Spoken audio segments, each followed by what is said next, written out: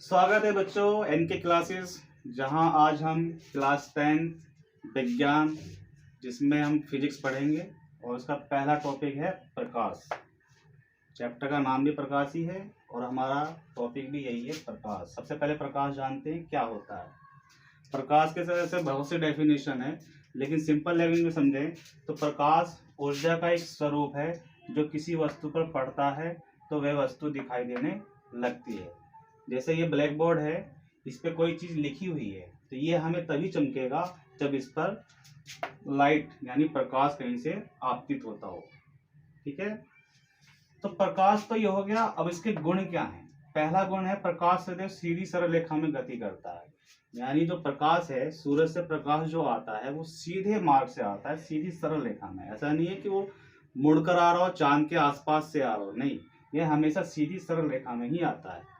ठीक है। दूसरा गुण है प्रकाश की चाल, 3 × 10⁸ मीटर पर सेकेंड। ये आज तक की सबसे मैक्सिमम स्पीड है। इस स्पीड से कोई भी वस्तु मनुष्य ने अभी तक बनाया नहीं है जो प्रकाश के वेग से चल सके। तो प्रकाश का वेग 3 × 10⁸ मीटर पर सेकेंड। इसका मतलब क्या है कि एक सेकेंड में ये है 3 × 10। अब ये एक के आगे 8 जीरो लगा दो, इतने मीटर वो एक सेकंड में ट्रेवल करता है। ठीक है।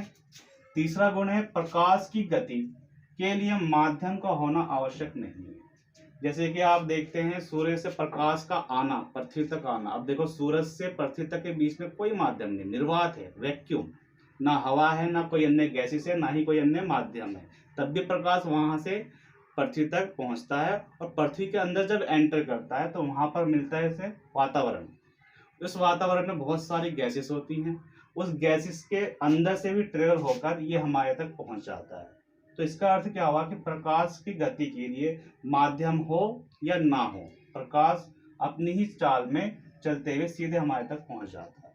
ठीक है बेटा। इसके बाद है प्रकाश में परावर्तन व अपवर्तन का गुण होना। अब ये परावर्तन क्या है, अपवर्तन क्या है? तो परावर्तन क्या होता है कि जब किसी वस्तु की सतह पर प्रकाश आपतित होता है, ये आप देख रहे हैं, ये प्रकाश आपतित हुआ और यहीं से ये परावर्तित हो गया। तो आपतित होना और परावर्तित होना, ये जो घटनाक्रम है, ये आपका परावर्तन कहलाता है। इसके बाद जब प्रकाश किसी ऐसे माध्यम से आए कि मान लीजिए वायु से आ रहा है और पानी के अंदर जा रहा है, तो क्या होता है, यहां से रिफ्लेक्ट नहीं होता, वो सीधे ही एक माध्यम से दूसरे माध्यम के अंदर एंटर कर जाता है। अब ये घटनाक्रम क्या कहलाएगा? तो प्रकाश का अपवर्तन। ठीक है बच्चों, तो आशा है आपको समझ में आया होगा।